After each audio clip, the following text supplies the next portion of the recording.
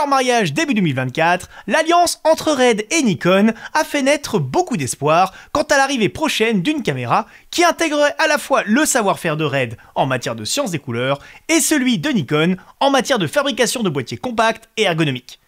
C'est chose faite avec la ZR qui est ni plus ni moins que la première caméra cinéma de chez Nikon. Et rien que de le dire, ça fait bizarre. Avec cette nouvelle caméra ZR, on passe un cap qui ne se traduit pas simplement par l'ajout d'un logo sur l'arrière de l'écran, mais plutôt par un renouvellement complet de la façon de travailler l'image.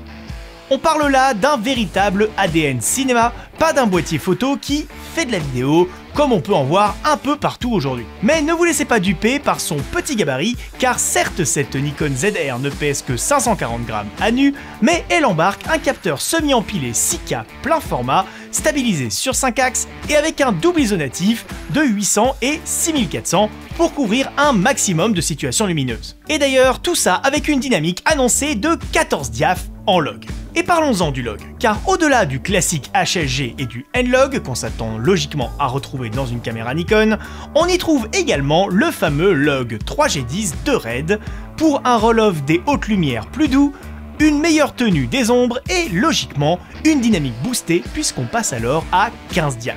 La philosophie de cette Nikon ZR est donc, vous l'aurez bien compris, d'être centrée sur le RAW pour une latitude maximale en post-production. Et à ce titre, on peut dire qu'ils ont mis les petits plats dans les grands puisque cette caméra ne dispose pas de 1 ni 2, mais bien de 3 formats RAW différents. On retrouve tout d'abord et logiquement le N-RAW en 12 bits de Nikon, ensuite le Red Code RAW NE pour Nikon Edition en 12 bits également, c'est d'ailleurs uniquement ce format qui prendra en charge le log 3G10 de Red, et enfin le ProRes RAW toujours en 12 bits. Notez cependant que dans ce format là, quelques limitations apparaissent, notamment la 6K60 et la 4K120 qui ne seront pas disponibles. Car dans les autres formats vous pouvez. Mais je vous en reparle un peu plus tard. Et comme qui peut le plus peut le moins, Nikon a aussi pensé au tournage léger où on a besoin de codec pour livrer ses rushs rapidement en intégrant du ProRes HQ en 4.2 de 10 bits, du HEVC 4.2.0 en 10 ou 8 bits et même du H264 en 8 bits pour les fichiers les plus légers. On regrettera cependant que Nikon ait souhaité garder une organisation de menus héritée de ses boîtiers photos en accumulant pêle-mêle tous ses formats, cadences et tailles de capteurs, les uns au-dessus des autres, rendant le tout relativement confus, là où une caméra sépare en général ses infos en plusieurs catégories. On sélectionne ainsi la taille de capteur, puis le format d'enregistrement et enfin la cadence d'image souhaitée. Tous ces formats s'enregistrent en interne et c'est tant mieux car la ZR n'embarque pas un port HDMI standard, mais du micro HDMI. Un choix discutable en 2025, mais étant donné que vous n'aurez pas besoin d'enregistreur externe et que l'écran intégré de 4 pouces est non seulement très grand, mais également excellent en termes de colorimétrie, ça peut suffire. Les médias s'enregistrent donc sur des cartes CF Express de type B qu'on trouve très facilement et à des prix raisonnables. La caméra possède aussi un port micro SD, parce que Nikon aime nous faire des surprises. Mais il faudra bien une CF Express pour encaisser les débits promis par cette Nikon ZR. Puisqu'en RAW, on peut filmer jusqu'en 6K60 en plein format, ce qui correspond au format FX en langage Nikon, et même chose jusqu'en 4K60, toujours en plein format. La ZR se permet même de proposer de la 4K120 en RAW, avec une définition un peu atypique de 3984 par 2240 pixels, légèrement plus grande que de l'UHD classique, mais au prix d'un crop 1,5 fois, ce qui nous ramène au format DX de Nikon, soit de la PSC. Et si vous ne souhaitez pas tourner en RAW, elle offre de la 5,4K 60 et de la 4K 60 en plein format, de la 4K 120 toujours en DX, et en 1080p, elle permet même du 240 images par seconde en plein format, avec un léger crop d'environ 5%, et uniquement en HEVC, garantissant ainsi des ralentis 8 fois spectaculaires, notamment pour les réseaux sociaux où la qualité de compression n'est pas un impératif. En bref, jusqu'en 6K60 et 4K60, vous êtes en plein format, et en 4K120, vous basculez en APS-C. C'est simple, lisible et surtout prévisible pour vos choix d'optique. Justement, les optiques. On retrouve la fameuse monture Nikon Z qu'on vous a présentée récemment sur la chaîne. Son grand diamètre et son faible tirage en font la parfaite monture si vous souhaitez conserver votre parc optique actuel tout en switchant chez Nikon, puisque grâce à de nombreuses bagues d'adaptation, même les optiques Sony sont compatibles avec cette Nikon ZR. Et si vous souhaitez commencer un parc optique Nikon, jetez un œil à notre vidéo dédiée, vous risqueriez d'être surpris par tout ce que la marque jaune a à proposer et à quel prix. La ZR intègre aussi un curseur de zoom pile sous l'index ou sous le pouce selon comment vous tenez la caméra. Ça peut sembler être un détail anodin, mais si vous faites de la captation par exemple, vous savez à quel point avoir un zoom bien linéaire est capital par moment. Et ça nous donne aussi peut-être un indice sur de futures optiques Nikon qui viendraient agrémenter leur gamme Power Zoom. Qui sait? En attendant, ce petit curseur prend facilement en charge la fonction Magnify pour zoomer dans l'image afin de faire sa mise au point manuellement, et le zoom haute résolution comparable au Clear Image Zoom qu'on retrouve chez certaines caméras Sony. Niveau ergonomie, vous l'avez remarqué, Nikon a fait des merveilles pour réussir à faire tenir tout ça dans un boîtier très compact, bien qu'en réalité, il fasse une taille comparable à celle du Z6 III. Ça en fait une caméra à la fois très puissante en termes de spec, mais également très discrète si vous souhaitez l'utiliser par exemple pour du documentaire, sans sacrifier la qualité de vos images et la latitude de travail en post-production. Et dans un monde où les documentaires à la Netflix fleurissent un peu partout, elle n'aura aucun mal à trouver sa place sur de tels projets aux côtés d'une caméra RED.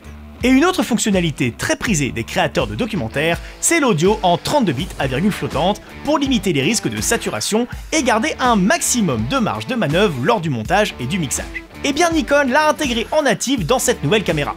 Via sa griffe multifonction, avec des accessoires compatibles, vous pourrez enregistrer dans ce format qu'on pourrait dire similaire à un RAW audio et ne plus craindre que votre son ne sature ou de vous embêter à régler vos niveaux lors de votre tournage. Nikon a d'ailleurs profité du lancement de la ZR pour dévoiler son premier micro multidirectionnel en 32 bits à virgule flottante, qui se branche directement sur la griffe de la caméra et reprend le signal Tolly de cette dernière. Mais admettons que vous soyez particulièrement tête en l'air et que vous êtes parti en tournage en oubliant votre tout nouveau micro Nikon chez vous. Et bien la ZR embarque un micro interne.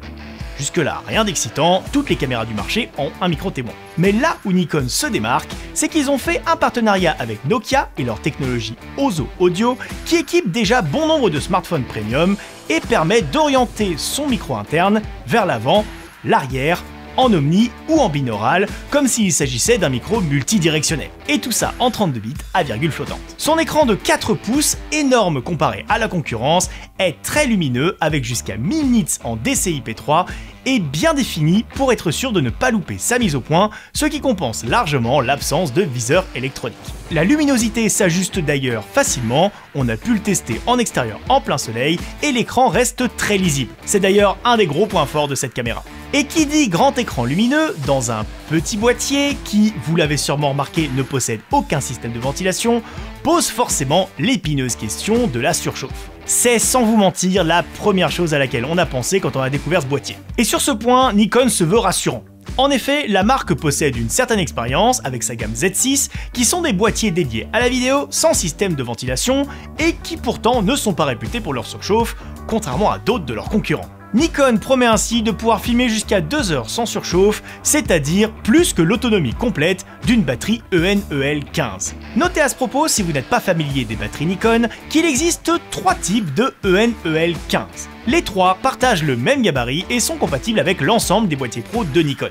La EN-EL15A est le modèle initial d'une capacité de 1900 mAh et qui nécessite d'être rechargé via un chargeur externe. La EN-EL15B conserve la même capacité de 1900 mAh, mais ajoute la possibilité d'être rechargé en USB-C via le boîtier, mais uniquement quand ce dernier est éteint. Et la EN-EL15C, quant à elle, augmente sa capacité pour atteindre 2280 mAh et ajoute la possibilité de recharger la batterie en plus d'utiliser le boîtier via USB Power Delivery. Ce qui signifie que branché en USB-C avec une source assez puissante, la caméra peut continuer à tourner sans puiser dans sa batterie si cette dernière est une EN-EL15C. C'est pourquoi à choisir, c'est vraiment ce modèle qu'on vous recommande chez TRM. Mais du coup, elle s'adresse à qui cette caméra Nikon? Eh bien à 2 types de clients très différents et c'est là son tour de force. Son form factor très proche de celui de la FX3 va sans aucun doute séduire les vidéastes curieux de monter en gamme et d'ajouter à leur image ce petit look cinéma propre aux caméras RED qui sont, elles, beaucoup plus coûteuses à l'achat et ensuite à l'accessoirisation. Et de l'autre côté, elle va intéresser ces mêmes utilisateurs RED qui ont peut-être déjà une Komodo 6K ou une Komodo X et aimeraient bien avoir une caméra plus compacte, que ce soit pour les projets plus run and gun ou dans les cas les plus extrêmes pour servir carrément de crash cam. Elle utilisera les mêmes formats de fichiers que les caméras RED pour le montage et s'intégrera parfaitement dans le workflow IPP2 à l'étalonnage. ce qui en fait la caméra passe-partout par excellence. En bref, cette Nikon ZR ne se contente pas d'être une énième caméra qui veut la peau de la Sony FX3. Elle marque le début d'une nouvelle ère chez Nikon qui concrétise enfin le rachat de Red survenu début 2024. Leur science des couleurs et leur qualité de RAW est désormais pleinement intégrée dans un petit boîtier encore moins cher que la Komodo Sika malgré toutes ces baisses de prix successives. Et c'est un véritable tour de force d'avoir réussi à faire tenir autant de specs dans un si petit boîtier. Pour connaître les tarifs et la disponibilité de cette toute première caméra Nikon, rendez-vous sur notre site internet. Vous retrouverez tous les liens dans la description de cette vidéo. Et si vous voulez en apprendre davantage sur la monture Nikon Z et tout ce qu'elle permet, on a fait une vidéo dédiée à ce sujet sur la chaîne. Vous pourrez la retrouver en cliquant juste ici. Si cette présentation vous a plu, n'hésitez pas à vous abonner à notre chaîne YouTube et à activer les notifications pour être tenu au courant de toutes nos prochaines vidéos. Si vous avez des questions concernant cette nouvelle Nikon ZR, n'hésitez pas à nous les poser en commentaire. En attendant, je vous dis à très bientôt sur la chaîne YouTube TRM Audiovisuel.